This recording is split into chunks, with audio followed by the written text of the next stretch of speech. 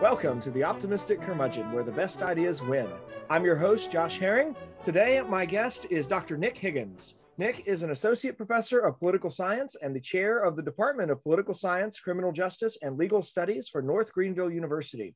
He holds a PhD in political science from the University of North Texas. Nick, welcome to the Optimistic Curmudgeon. Thank you, Josh. Pleasure to be here.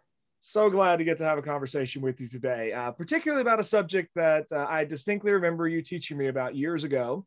Once upon a time in your 11th grade, what do we call that class? Philosophy and economics, I think, or something like that? I don't even remember. It might have been just called civics because it was in high school. But yeah, it was a philosophy economics class is what we made it into. I'm pretty sure every class you teach somehow turns into a political philosophy class, no matter what the title is. Kind of does. But you had a section in there that has stuck with me over the years where we kind of looked at some readings from, I think, Blackstone and then a little bit from Locke about the nature of laws. And over the past year, of course, we're recording in September, but I'm probably not going to air this episode till January at some point. So it may be a whole new status quo by the time we get to January.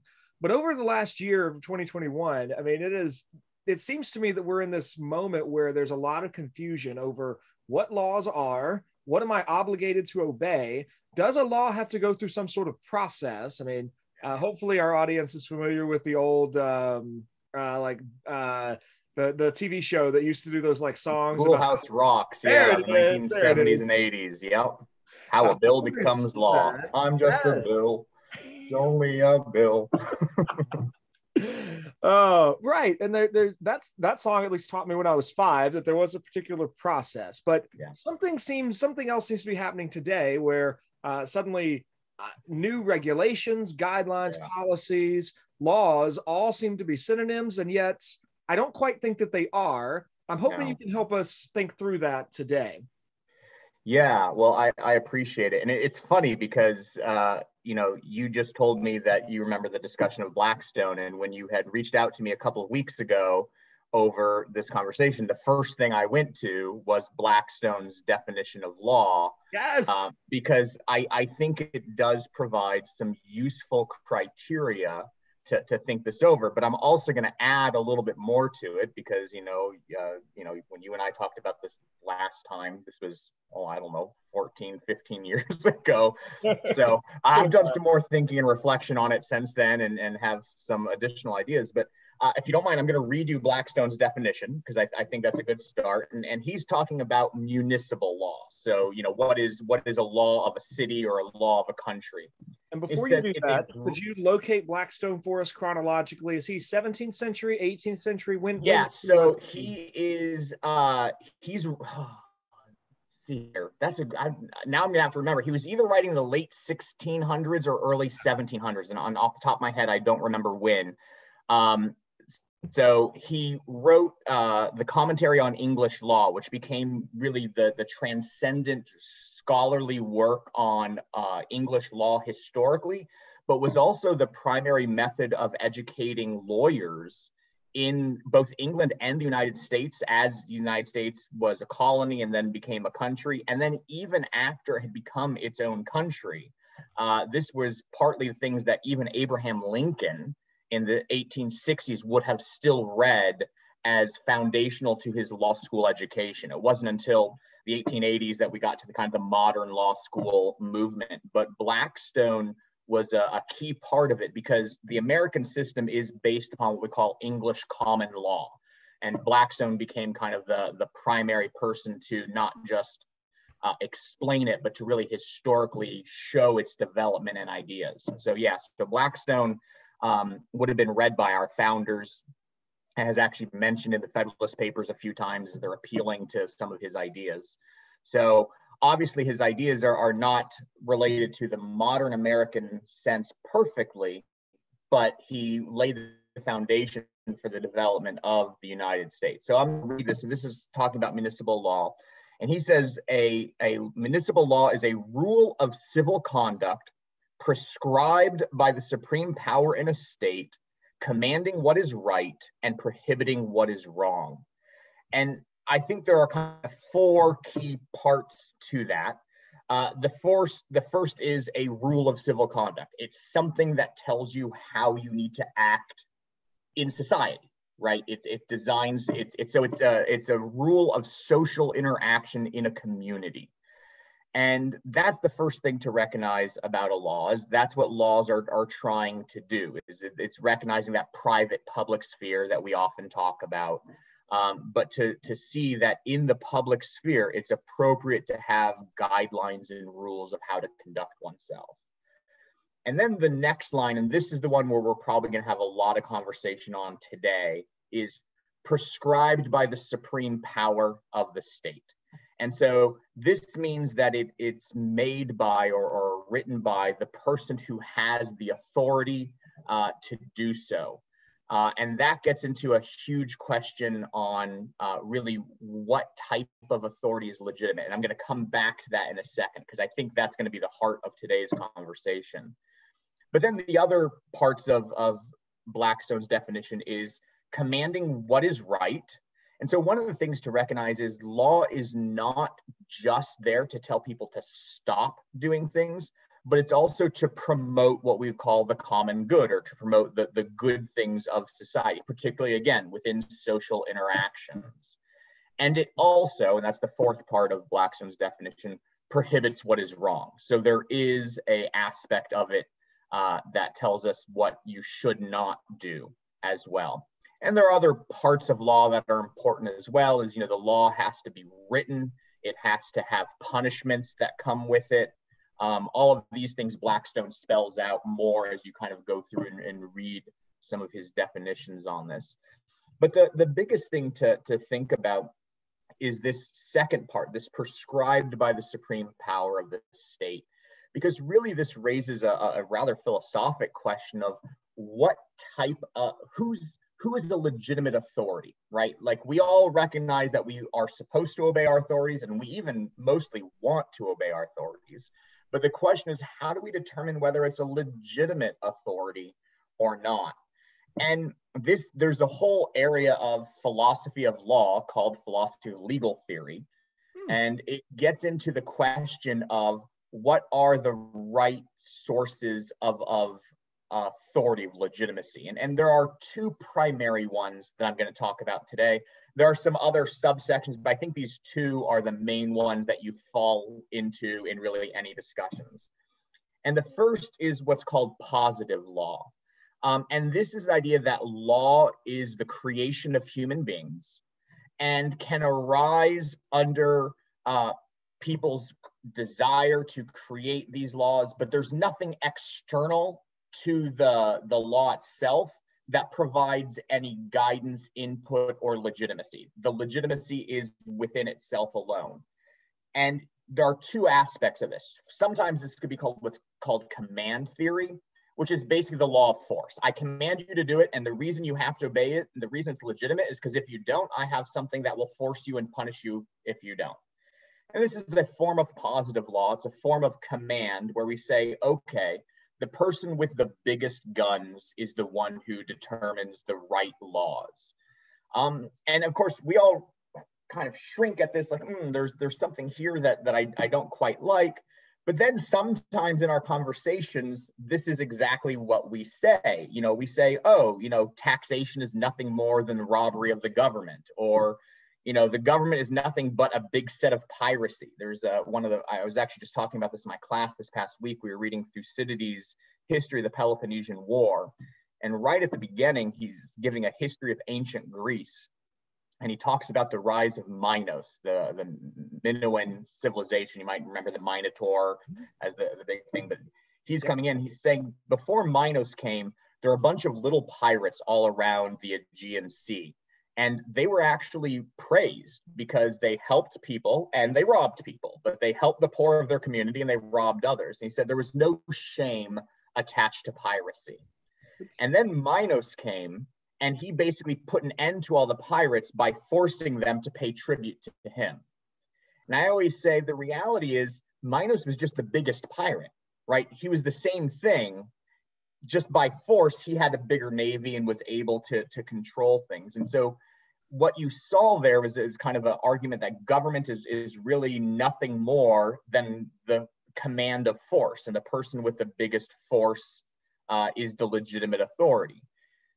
Now, that's one theory that's out there, and we see remnants of it, but again, we don't like it because it doesn't fit with our modern Enlightenment idea. So there's a second aspect of command theory that's more consistent with our ideas, is what we call the consent theory.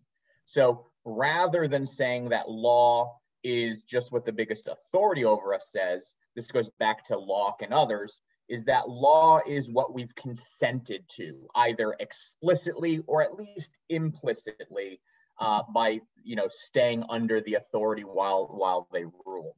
And so consent theory, though, is still an aspect of positive law. It says law is whatever the creation of the society or humans are who make it, and are therefore basically, there's no external limits to it. Okay. Because those both sound familiar in a way. I mean, I'm hearing overtures of Thomas Hobbes and the idea of Leviathan in the command theory, but then kind of different variations of Locke and Rousseau's vision of a social compact or social contract in the consent theory. And the consent theory seems to line up with what I think most Americans today would see as, well, I have consented to live under the rules of the United States and my state and my town.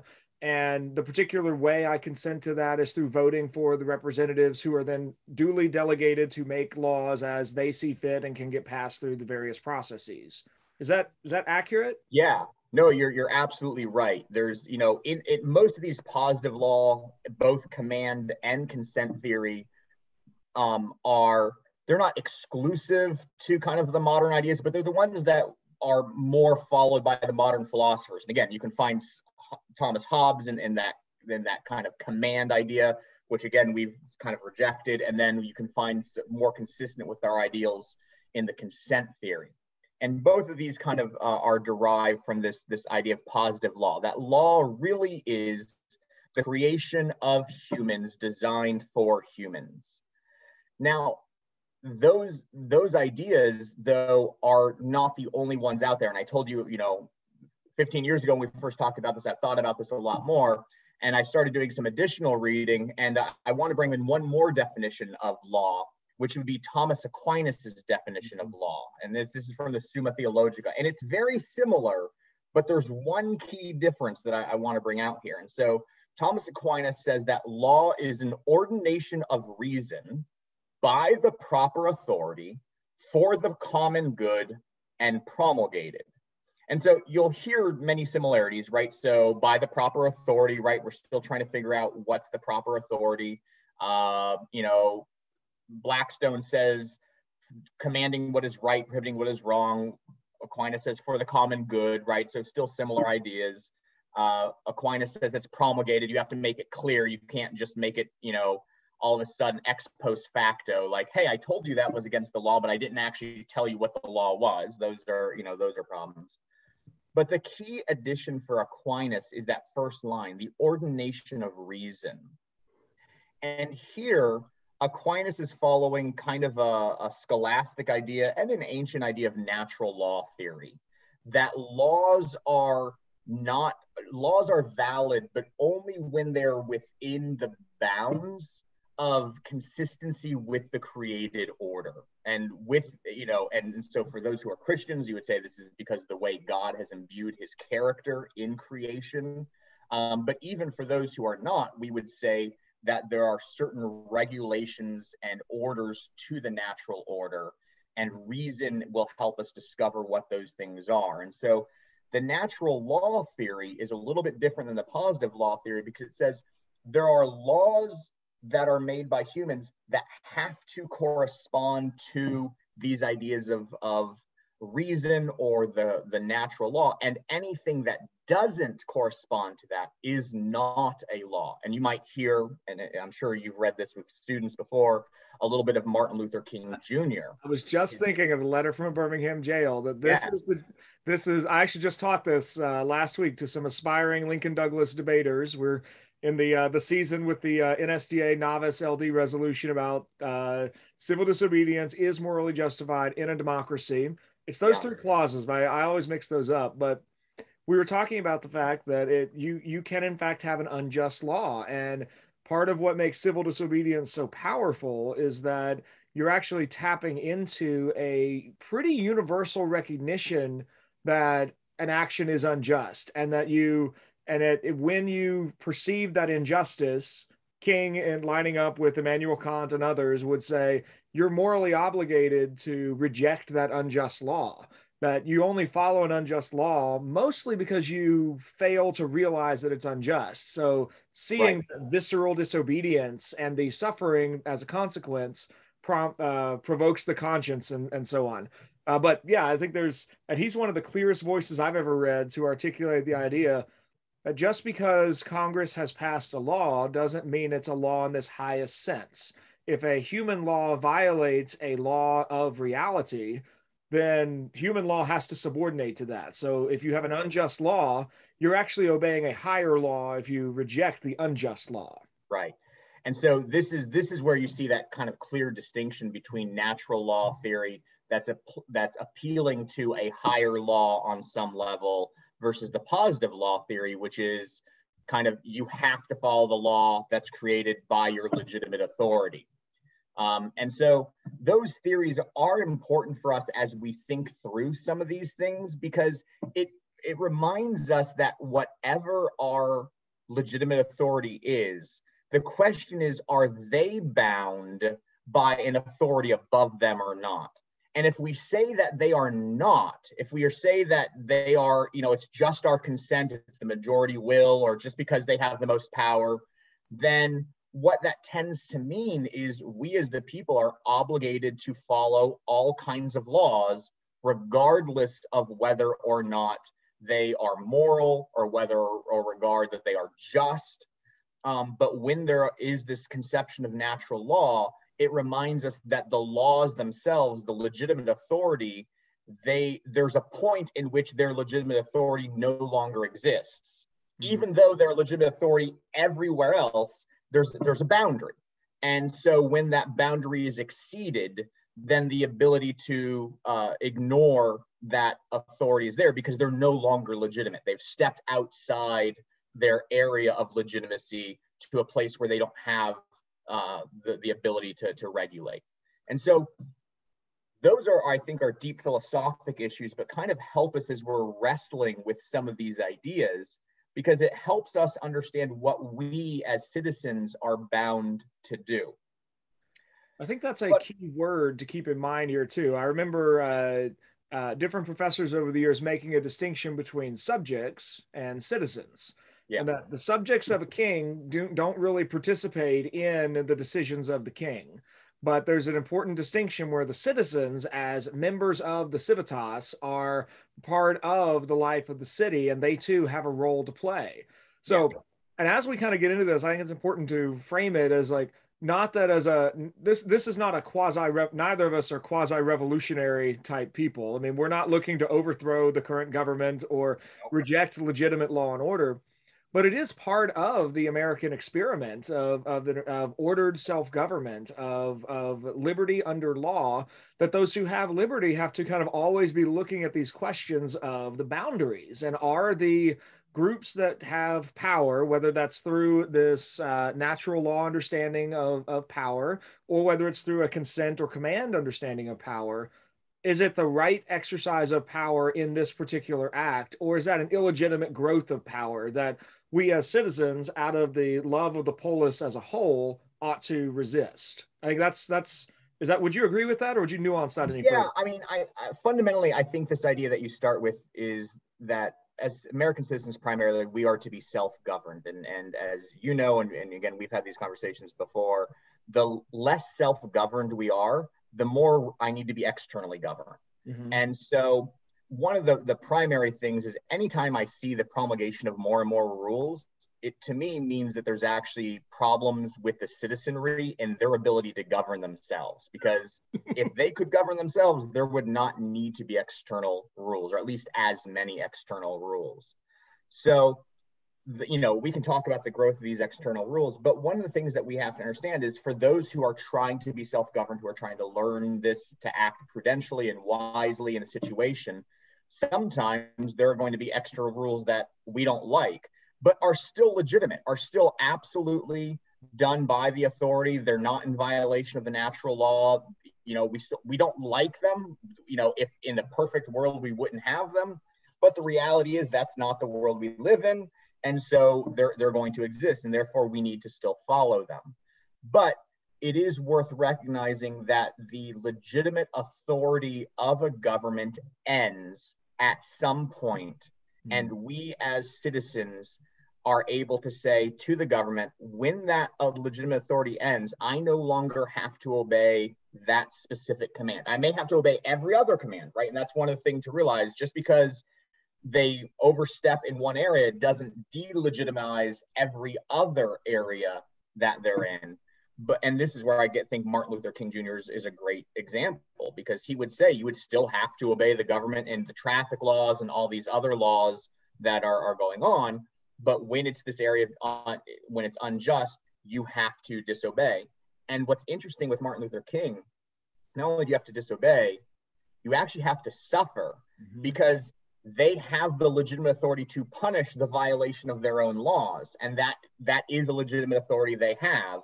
So this is why he's writing from jail. I mean, the letter from Birmingham jail is in fact when Martin Luther King Jr. is in jail, arguably for a very unjust, punishment. But he's not saying you can't throw me in jail. He's saying, no, you can throw me in jail, but it's incorrect for me to obey those laws. So I'm going to be willing to suffer in jail, like you said, to kind of prick the conscience and hearts of those around who might recognize that these laws are unjust, and then work to changing it. And I think that kind of brings to that central point of what we are wanting to talk about is what type of government is legitimate? At what point is the government's rules or policies legitimate for us to follow? And I think to some degree, a lot of that's going to depend under the regime that you're under. So we're under the United States. And so there's our Constitution, there's state laws, state rules, and those are going to impact what laws are legitimate or illegitimate. And sometimes it's wholly appropriate for someone to kind of toe the line and say, well, I'm not sure this is legitimate, and I'm going to pursue this up through the court systems and go as far as I can to make you either say this is legitimate or this isn't legitimate. And I am thankful that there are groups out there or individuals out there that are sometimes willing. I'm not one of them. I want to make it clear. I don't tend to do this, but I am grateful for those that are saying, hey, under your own rules, under the own rules of the game that we've established here, these policies and declarations aren't right. They don't flow from the rules that we've agreed upon, and therefore they need to end. And so there are people who are going to even appeal the laws don't apply to us because it doesn't fit the rules of the game. And I think that's an important way too, and that's where a lot of lawsuits are going on. I'll mention one that came up relatively recently that I think was quite a good decision. In the midst of the pandemic in the summer of 2021, there was a law that extended renters the ability to not pay their rent for a while. And that law had first been passed by Congress and had lasted 1 year from 2020 to 2021, and it came to an end in 2021. And so President Joe Biden, by executive order, said, well, we're going to extend this going forward. And while also publicly stating that it was unconstitutional to do so. Yes, which I agree with him on one of his statements. Yes. But, so he extended it. And then, of course, someone sued and it went to the Supreme Court. And the Supreme Court basically said, this is ridiculous. We're not going to listen to this. We're not going to let this go on, the legislator needs to pass the law. And so what I appreciate is the Supreme Court stepped in and said, the rules of the game are not being followed. So it's not that this law is a moral law or a violation of natural law. That wasn't the question here. The question here was, did the legitimate authority follow the proper steps that we designated as necessary to promulgate these laws and rules? And the answer is, according to our Constitution, we've given the legislative power to the Congress, to people whom we elect and that are coming from our states. And therefore, the president, even though we elect him, doesn't have the power to make laws of his own, or even laws that are consistent with something Congress already did, right, and make it last longer. You know, Congress passed a law, it ended at a particular date. The president can't say, well, I really like that law that Congress had, and I want it to continue another year or two. The rules of our game, according to our Constitution, is that laws have to be made by Congress. And if they're not made by Congress, then they're not legitimate, right? Then they're not real laws. So what I'm taking from this so far is that a law is an official statement from the right authority that governs how the citizenry ought to act, whether positively or negatively. It's got to come out in a certain form so that everyone understands it. And that when those criteria are met, we are members of a society, of a country, of that group, are morally obligated to obey those laws. Doesn't mean we always do, but we are obligated. We should obey those laws.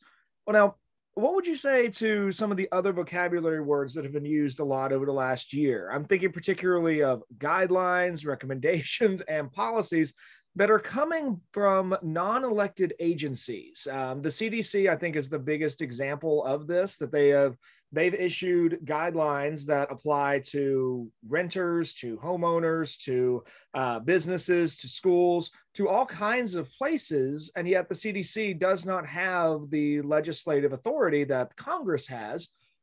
So what would you say to that kind of that situation? Yeah, so we've moved kind of from the philosophic questions, and I think you summed it up very well with that statement, to the specific questions of, within our system, within our analytical system, what do we do when it seems the rules are not applied or used the same way at the same time? And what do we do with, we talk about laws, we talk about administrative rules, we talk about guidelines, like we have all of these things that sound like laws, but no one wants to call them a law. Why is it they don't want to call it a law? And yet we still are told we have to obey it as if it were a law. And so this is where I'll get into a little bit of American government policy and history to help us understand it. The reality is there is an aspect of making laws and then enforcing laws that gives some room for discretion. So this is something I've used in class for a few years. Let's say, for example, there's a law at your local park, and the park says no vehicles on the grass. Okay, so there's a rule, and let's say it was passed by all the proper authority. So I bring my children to the park, and they are borrowing a friend's four-wheeler, and they're four-wheeling all around the park, and someone comes and stops them, and they point to the rule and says, well, the rule says no vehicles on the grass. And my children say, well, this isn't a car, this isn't a truck, it's not a vehicle, it's not a road vehicle, it's an off-road vehicle, and so that doesn't apply here. And of course, the police officer is going to look at them and say, yes, of course it does, because it's still a vehicle. Well, let's try it again, but instead of using a four-wheeler, what happens if they're just using a little remote control car? Okay, so it's still something powered by an engine, battery operated perhaps. It's, is that a vehicle? Or take it one step further, what happens if my 18-month-old baby had a little Hot Wheels, right? He's just playing with his little Hot Wheels on the grass. Is that a vehicle? And of course, when we get to that one, everyone in the right mind say, of course, that's not a vehicle. But here's the reality. When a law is made, not all aspects of the law are clearly defined. So the word vehicle has a common iteration that we do understand, but there are aspects of it that are not clearly defined. Now, some laws do, define things very clearly, particularly tax laws. Tax laws are really good at like every possible iteration of what they mean. But some laws are a bit more general. And so when we have a law that says, no vehicles on the grass, then what that means is in our system where you have the legislator that makes the laws and then you have the executive that enforces the law, the executive has a little bit of discretion in defining what that law means. So the police officer at the scene, he might say, hey, this remote control car isn't a vehicle. And he could give justification for it. Like we obviously hope it's consistent with other rules and things like that. But maybe another police officer would say, well, you know what? It is a vehicle because it's tearing up the grass. It's got a motor. It's being operated. The only difference is size, but size isn't the definition of vehicle. And so the executive who enforces the law has discretion on how to define the words. Now, if you do that, what starts to happen is every individual enforcer, so every police officer, starts to say, well, I think this is a vehicle. I don't think that's a vehicle. And so what do you get? You get sometimes where someone's punished for riding a four-wheeler and sometimes they're not. Someone's punished for having a remote control car and sometimes they're not. Someone's punished, just depends on who the police officer happens to be that day. And of course, we as citizens are going to complain and say, well, there's a problem there. Like we want the law to be applied equally and justly and fairly. And so the local police office is going to come up with a rule. They're going to say, for the sake of my police officers, a vehicle is now defined as something over 50 pounds that uses gas engine that someone can sit on, blah, blah, blah. That's what vehicle means. And so now you have the difference between the law and the rule. The law is no vehicles. The rule becomes the specific definition of some of the terms of the law that the enforcers are going to follow. Now, here's where things get really complex and really strange. So in the American system, generally, we would argue, or I would argue, that we were to be a government of limited, particularly at the federal level, of limited authority, of limited powers, delegated limited authority. But over the years, what has happened is that authority has grown for a variety of reasons. And what started to happen as that authority was grown, Congress would pass a law and then the president would enforce it.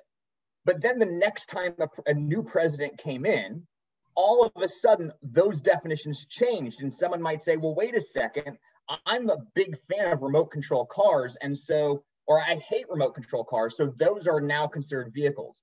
And so now what starts to happen is every time you get a new administration, the rule is redefined. So the law stays the same, but the definition is now changed each administration. And people say that's not fair because now you're going to have people who are supporting their own political party and they're going to define the rules in their favor. And so what we need to do is we need to have a group of people who are not elected, so that way the rule stays consistent. And of course, this is made even worse just by American history, that we actually had a president assassinated in light of this. So James B. Garfield, who was an American president, was assassinated because a supporter of his who thought he would get a plum government appointment when Garfield got into office didn't get that appointment. And so the vice president was, you could think of it like the Republican Party or the Democrat Party, where even in the party there are different groups. They're, even though they're under the same party, they're slightly different emphases and groups. And this, this has happened throughout American history. And so James B. Garfield was part of one group. The vice president was a part of another group.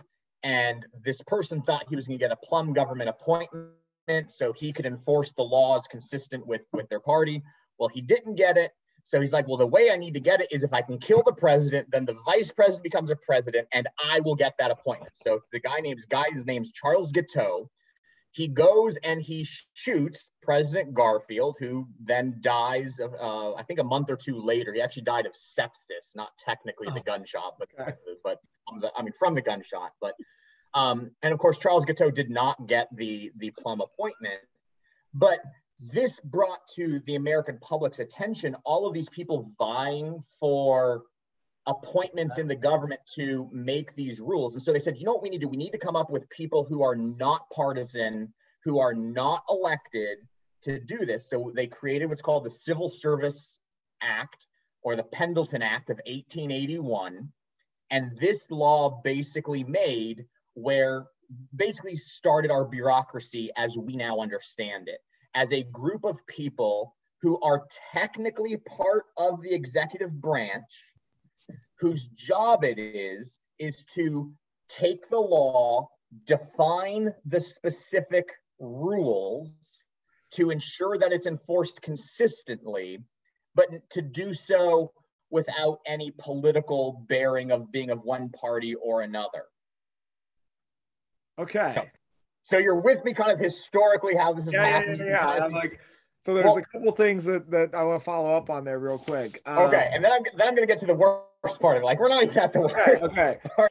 So for starters, this is part of why it made sense for when Trump came into office. Like, one of the first things he did was announce his 2 regulations have to be cut for every new regulation that comes out, because we have that puts us at 140 years of these different agencies and bureaucracies to kind of pile up applications, addendums, extra policies, nuanced understandings of these things. The second thing, though, so I'm doing a fellowship with the Mercatus Center this semester, and we just finished a really short bit on public choice theory that seems to come in here, because public choice theory would argue that political actors, or in this case, government bureaucrats, are not immune to all of the inducements and incentives that ordinary citizens or politicians are aware of. So this sounds like an interesting idea on paper that I can see fitting that's the scenario that you contextualized it within. I just don't think it would work, because it is still the case that the president gets to appoint heads of agencies who then can fill in gaps, and without hopefully being too offensive to the hundreds of thousands of people who work for the federal government, U.S. bureaucratic positions are famously impossible to fire people from. So incompetency runs rampant in these offices. So, I mean, it all somehow still works, but so yeah. And so you've noticed, I mean, the public choice and the economic literature on this is really useful, because it raises this idea of what incentives are created, because you've changed the incentive structure, right? So before, the incentive was loyalty to the executive office that can. Now the incentive structure is not to be loyal, but to actually kind of create your own bomb-proof area, and as much as possible, just be left alone, and, occasionally to do things. And so, but it also created, this is where it gets funny, it also created incentives for our legislatures, for Congress, because all of a sudden Congress now recognizes that, the reality is, people who vote for them really don't like the specific laws, but they like the general ideas. And so, for example, if we passed, and Congress has done this, so if you pass a law saying we want health and safety in food, great. You're going to get lots of people like, yes, we want healthy food, we want safe food in the United States. Perfect. Okay, so Congress will then pass that general law, push it over to the bureaucracy, whose then job it is to define what health and safety in food is. And so they'll say, well, that means in milk, you have to produce it this way, or chickens, you have to do it this way, or one of my favorite, this is actually a legitimate rule of the FDA, like how much cockroach bits and rat hair can you have in a chocolate bar, in a Hershey bar? Okay, now that's a very specific definition, and they will tell you, I think it's 20 parts per million. So the answer is not zero, just so you know. Like normally we think, how much cockroach or rat hair should I have in a Hershey bar? The answer is zero. The best answer is always zero. But of course, the bureaucrat making the rule, they have to think about what Hershey wants. And I don't mean to malign Hershey or any chocolate maker, but the reality is they want as few rules as possible. So for them, it's, they don't want, they would be okay with whatever cockroach that fell in there that no one found out, as long as nobody's complaining, right? Like that's their limit. 20 parts per million allows for maybe one cockroach in a vat of chocolate. Yeah. So, and so the bureaucracy is now trying to follow these rules, because they have the people who want zero, and then they have the chocolate maker who wants this, and whatever they come to is going to anger both sides, right? It's going to anger the people, because the people are like, it's not zero, and the chocolatier is like, well, it's not whatever we want. And so what Congress has learned is they can kick over hard decisions that make people uncomfortable, to these bureaucracies.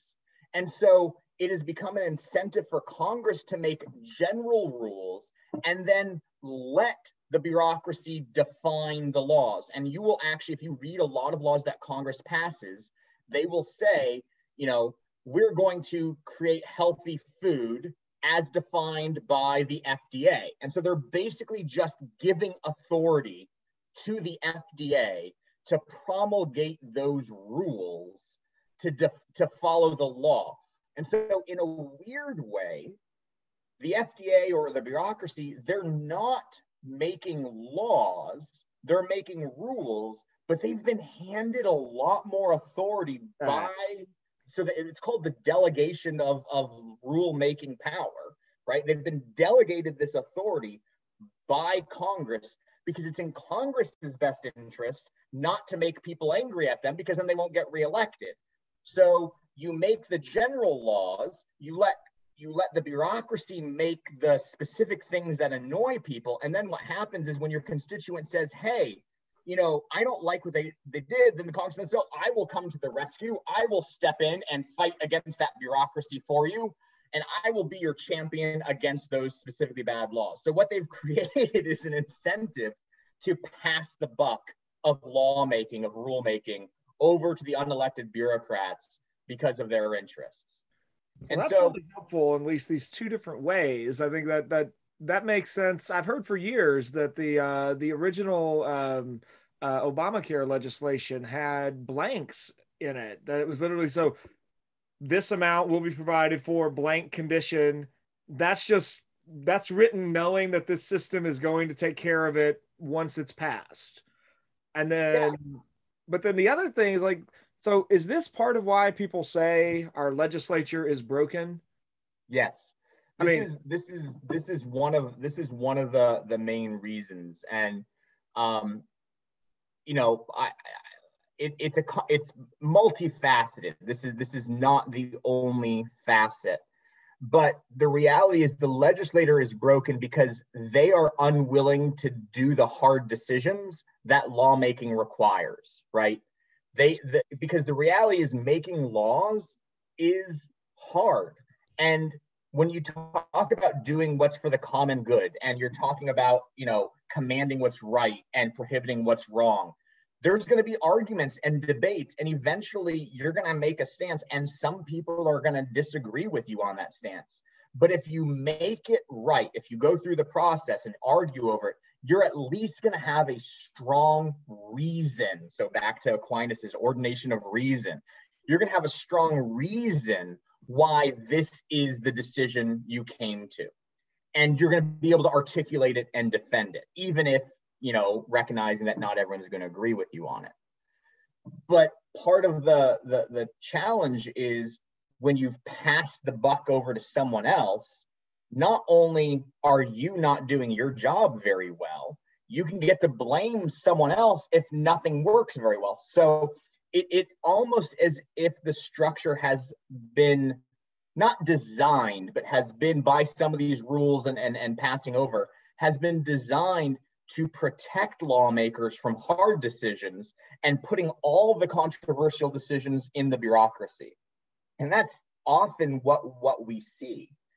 And of course, you mentioned earlier, not a counterpoint, but a consistent point with that is, even in doing this, because the bureaucracies are under the executive power and because the president appoints the heads of the bureaucracy, not all the day-to-day workers, but the heads of them, then what happens is when the president comes in, those new heads can still kind of do the same things that happened before, where they make kind of partisan preferential ideas towards their political stances, and they will try to define rules along those ways. So again, in 2021, one of the big political issues that happened in 2020 or 2019, 2020, and 2021 is the question of how do we define sex and gender in the bureaucratic rules.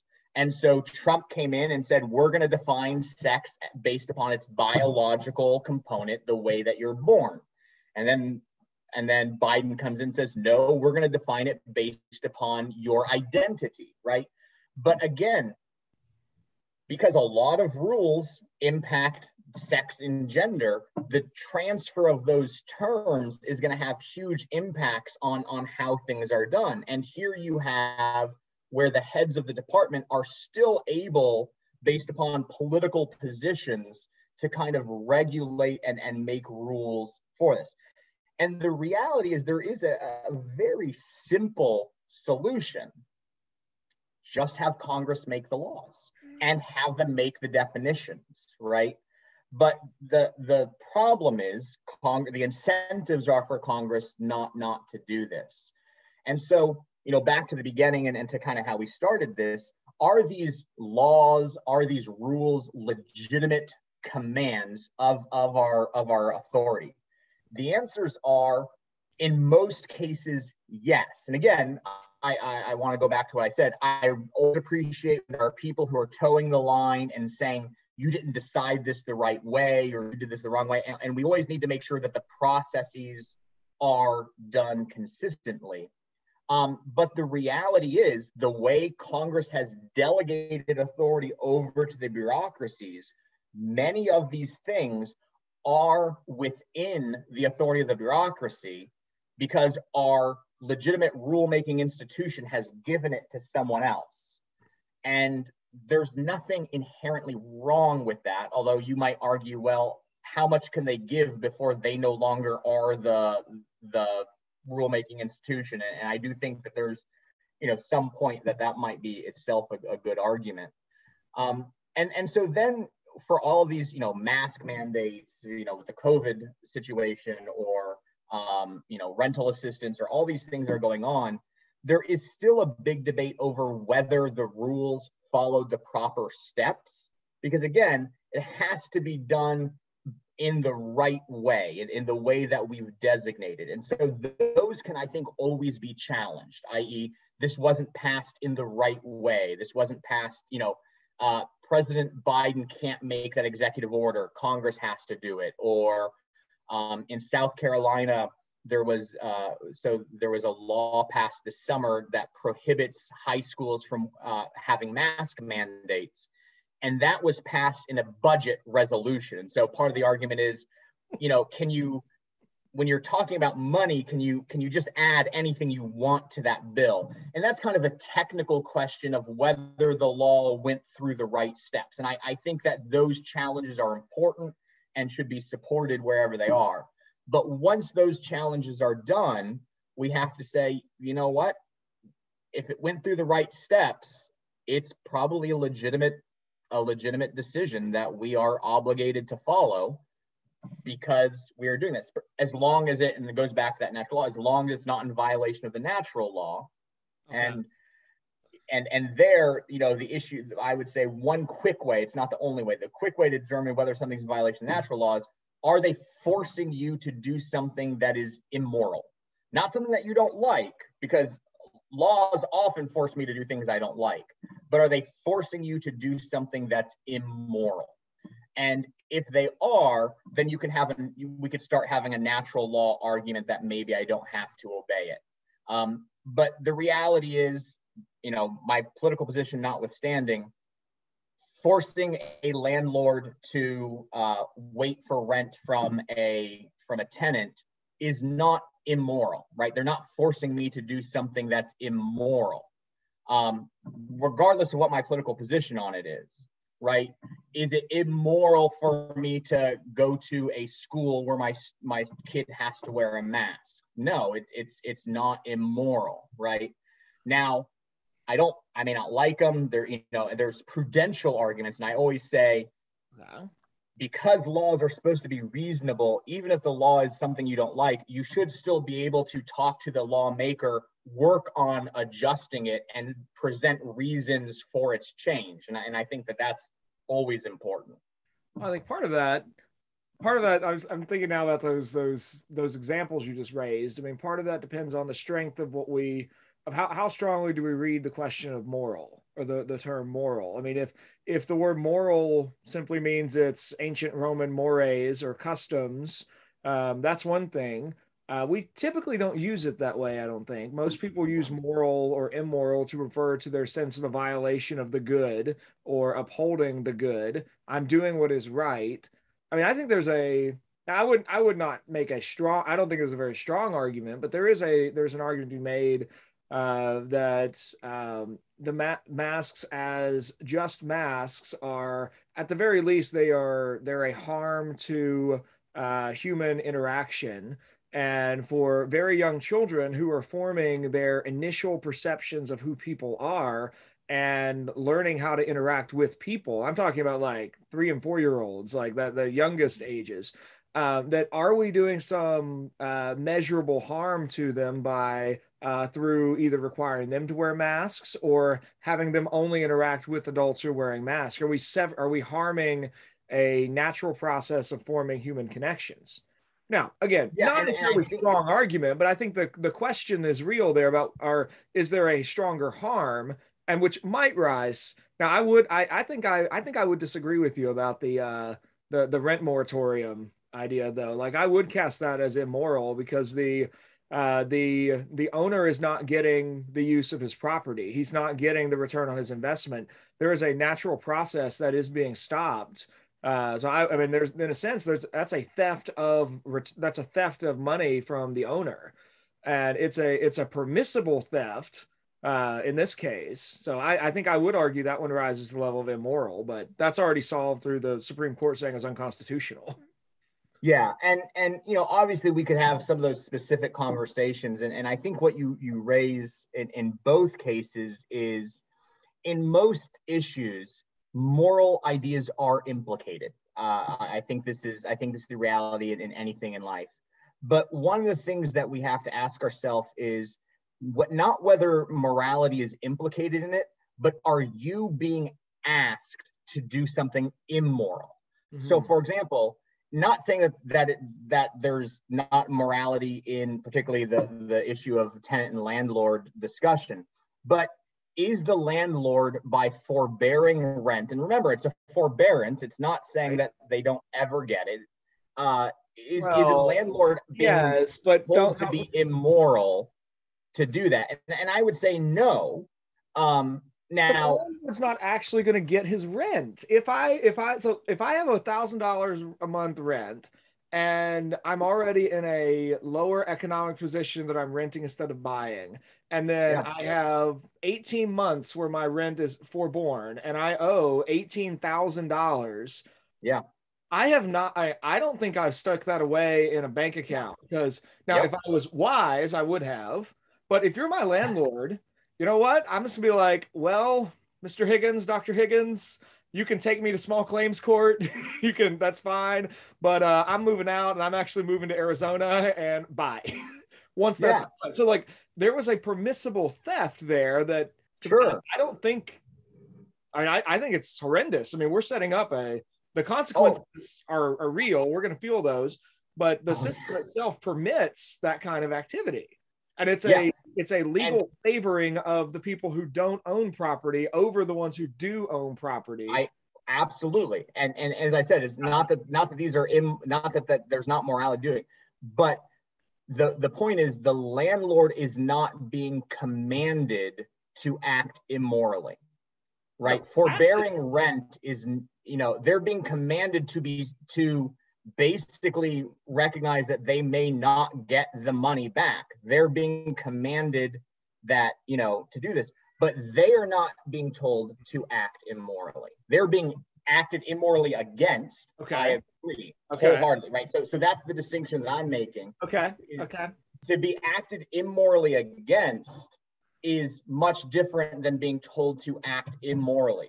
So to be acted immorally against, I still have to kind of obey that law as much as, now, again, I'm going to try to change it. And to a certain degree, again, we've talked after the Supreme Court has made its decision. So this is somewhat of hypothetical, but you could fight against the processes and things like that.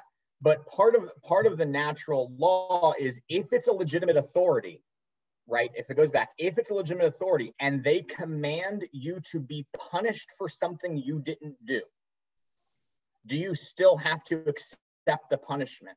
And I think the answer is yes, you do. And so that's kind of what's going on here. The landlord is being told that they have to accept a punishment of not getting rent. Immoral, unjustified. Now, again, hopefully the government has provided programs and they can access it. Like, again, I'm hoping for the common good that some of the laws are done better than that's going on here. But they aren't being commanded themselves to act immorally in response. And so one of the things that I think we as citizens often forget, and this is where I think natural law is a really good thing to think about and to talk about, is that natural law puts limits on the authority of what the limit of authority for a government is. But it also recognizes that governments can act ways that are wrong, but nonetheless still have to be obeyed, right? And so there's because one of the things we think is, oh, well, if the government ever does anything that's wrong, then we don't have to obey it. And that's not what natural law theory says, or I'm sure, I know you've been to Acton University and some of the groups up there, you talk about the 3 spheres of government. The sphere of government within its own sphere, even if it's doing something that's not just I don't like, but something that's wrong, it still has the authority to act wrongly, just as a parent who might be doing something wrong to their child still has the parental authority, and it doesn't diminish their parental authority. Now, hopefully wisely, someone will come in, correct them, stop them, guide them, etc. But it doesn't mean that the authority is now gone because you did this one immoral thing. And so, one of the things that, and maybe for your listeners and for people kind of interested in this, I haven't read the whole series, but there's a great webzine called Public Discourse that is out there. It's put off through the James Madison program at Princeton University. Witherspoon Institute. That's Ryan. Witherspoon Institute. Sorry, but sorry. Matthew Frank, who is at the James Madison Institute, was also on board. I apologize. That's why I got confused. So the Witherspoon Institute. Thank you very much. But it's a great program, and I want to say at the end of August 2021, they did a week-long series on the natural law. And it's a really good series of both theological, like how does Aquinas, how do the Protestants come in, but also some practical, how does natural law theory and thinking work in society? And so for those listeners who are kind of interested in that, I would encourage them to go look at that. Like I said, I think it was the last week of August 2021 that this was written, and there was maybe half a dozen to a dozen different articles talking about it. Oh, it's fantastic. I mean, I think it's a really interesting space where there's been a lot of the thinkers in the natural law sphere have been Catholic over the years, but I think there's an increasing number of Protestants who are trying to kind of look back at those same tools, and that's that's not foreign to Protestantism. I think C.S. Lewis was one of the best natural law thinkers across a variety of areas. But it's certainly something that has not been very common in evangelical circles in recent years. But it provides so many helpful tools to be able to think through things in a clear, rational, logical way that depends upon non-biblical evidence for most of its reasoning, which is really helpful in a secularizing society. Now, Yeah.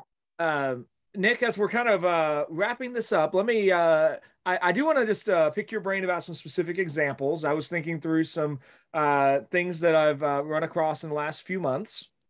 So let's see if we can keep these as kind of short Sure. examples. But a governor declares a state of emergency and orders a string of executive orders related to that emergency. Do his orders have the force of law? So that's going to depend a little bit on each individual state and what kind of power the legislator has delegated to the governor under states of emergency. But in most states, governors have powers to declare health emergencies, and then that gives them increased power on how to act. So in most cases, yes, because that was a delegated act by the legitimate lawmaking body. Okay. Example number 2, the CDC issues guidelines for private companies or private institutions. Do those have the force of law? So that's going to depend a lot on what they themselves are doing. So we've talked about laws and rules. We haven't really talked about guidelines. And part of that is because rules, if you remember, are kind of like the specific definitions of key phrases in law. Guidelines really are just suggestions.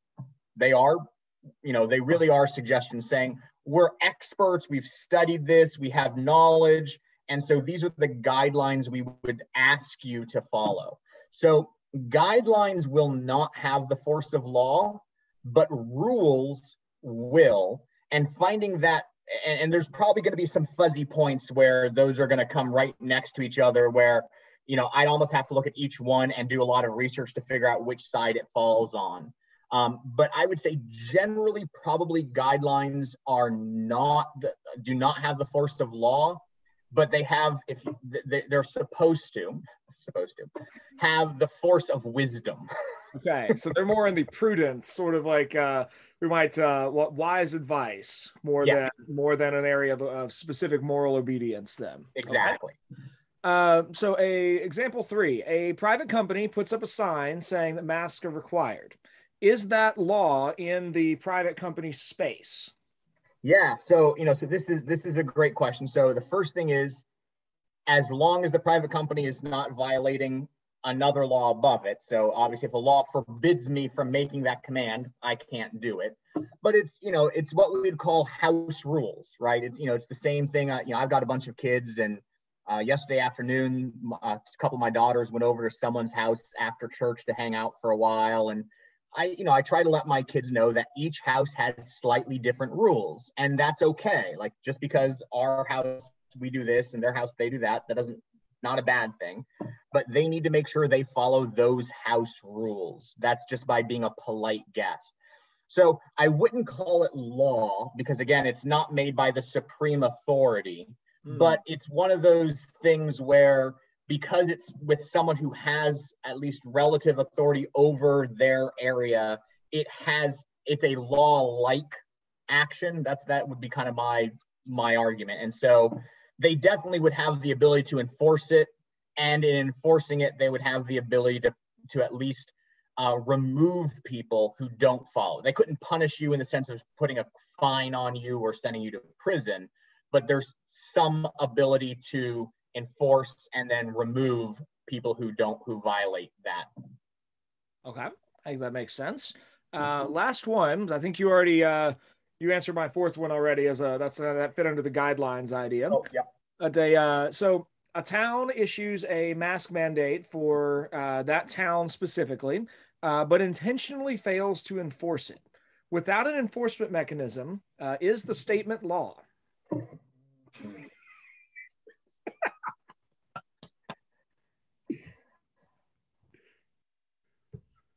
Yes, maybe.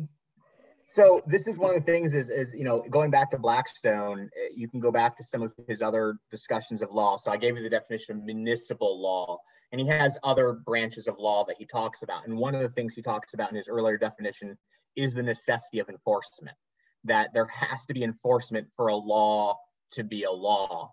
And here you get into what I like to say is basically people are who the lawmakers themselves are disrespecting the law, like they're just trying to play games, because you should never make a law. The story of Gavin Newsom going to a super expensive restaurant without masks after having had the tightest mask restrictions in the United States in 2020 comes to mind. Yeah, I mean, hypocrisy is part of it, but you should never make a law that you're not willing to enforce. And I'm going to just go back to parenting, right? So you get, and I have children, and for any listeners who have children, you know, it's really foolish to tell your children something and then not to enforce it, because not only does that teach them not to listen to you, but also because of their hearts, they're probably not going to obey it, or at least. Maybe you have that perfect angel who will obey it, but if you're like me, you have one perfect angel and a few that are not, and the other ones will definitely not obey it. And so the reality is, yes, so it is law, but it's failed to be enforced by the authority, which means they are undermining their own authority. And so they're basically teaching people to not listen to their own laws. And it's the stupidest decision, honestly, ever to make, because it leads to chaos. Because then a future law, people are like, well, why did you not enforce that one, but you're enforcing this one? And accusations of hypocrisy come up. And so this is why I'm struggling to say, the answer is technically yes, but because it's not enforced, it's so easy to not follow. And so often in our own hearts, we're like, well, if it's not enforced, why do I need to follow it? And my answer is, well, it was made by the proper authority. But again, I understand these struggles myself. My heart struggles this way often, particularly with things like seatbelts, but we won't talk about that. I have my own areas where I struggle in obeying laws that are not always super well enforced. But the reality is it's still a law, and it might eventually get enforced. And so, you know, yeah. So my biggest struggle is I would tell whoever made the law that they're being really foolish and they're teaching people to disrespect their authority. And I think that that's going to have greater detrimental effect than not having the law to begin with. I would say just don't have the law. If you're not going to enforce it, don't even have it. But if they made it, the reality is it is a legitimate law. And so for those of you who follow that you need to obey the law, even if you don't like it, you still have to follow it. I probably add two things to that. I mean, this reminds me of a section in Edmund Burke's Reflections where he talks about the difference between abstraction and particularity. Yeah. And that in this case, it seems to me that the enforcement mechanism is what really particularizes a law. Yes. Because I can agree with you on a theoretical level about all of those, the legitimate authority, the timing, the social good, the way it helps everyone. It's an expression of love. But all of those are abstract, and I can kind of mentally agree to all of those, but it's the particularity. I can agree that speeding is dangerous and wrong. It's the particularity of those blue lights in my rearview mirror that really remind me that, like, I have to do this. So at the very, I would. The other thing that came to mind as you were describing that is that this was part of the American Revolution, I think, as it plays a part in that there were a lot of taxes on the books that were simply not enforced until England had spent a ton of money on the French and Indian War. And when you go decades without enforcing laws and then suddenly try to tell people, oh, now we're following it, I mean, rightly or wrongly, it created enormous outcry in the American colonies and was a key point of breaking that relationship. So I think it's significant for lawmakers just to keep in mind that, like, if it's on the books and hasn't been enforced for an awfully long time, people do not change easily. Like they will embrace change slowly over time. But if you just like try to abruptly change things, it makes life much harder. Yep, absolutely. Absolutely. Well, Nick, thank you so much for joining me today on the Optimistic Curmudgeon. I've thoroughly enjoyed learning a lot about laws and their theory and practice, and the American administrative state. And for any listeners who are wanting to know more about the administrative state, we have an episode back in season 1 where Dr. Don Devine talks about the administrative state and why it's terrible, and basically we should dismantle it. So if you want to know why we should not have one of those, do check that episode out. Nick, before we close out the episode, where can people find and follow your work online if they want to know more of what you think about these kinds of issues? Yeah, so I don't have a major stage where I write or publish regularly. Every once in a while, I'll get something in an outlet here or there. So probably the best place would be Twitter, where you can get some random thoughts of current events and ideas. And that's just at Nick J. Higgins. So Twitter at Nick J. Higgins, and you will see my random ramblings. And I promise probably at some point, because of the difference between abstraction and particularization, there'll be something particularly that is not liked by whoever follows me. That's okay. Please feel free to engage me in discussion if you want, or just to look at it and kind of see what my thinkings and ramblings are at various points as I interact with the context of the day. Sounds excellent. I think that if there's a good use of Twitter, I think that probably is the good use of Twitter. Well, listeners, thank you for joining us for another episode of the Optimistic Curmudgeon. If you enjoyed this episode, please do leave us a 5-star review, whether that's on YouTube or Apple Podcast or however you found our program. And as always, you can get in touch with us across various social media platforms, or you can check out our website at optimisticcurmudgeon.org. We love all kinds of feedback. You can send any of that to optimisticcurmudgeon2021@gmail.com. And until next time, love the good, pursue the true, and enjoy the beautiful. You've been listening to another conversation on the Optimistic Curmudgeon. If you like what you've heard today, please leave us a 5-star review on your favorite podcasting platform. If you want to get in touch with us, you can email us at optimisticcurmudgeon2021@gmail.com. You can find us on all major social media sites. I'll list 3. We're on Twitter at OptimisticC3, on Instagram at OptimisticCurmudgeon2021, and Facebook at facebook.com/the-optimistic-curmudgeon. You can find our show notes, guest bios, and all episodes stored on our website, optimisticcurmudgeon.org. Until next time, seek the good, love the true, and pursue the beautiful.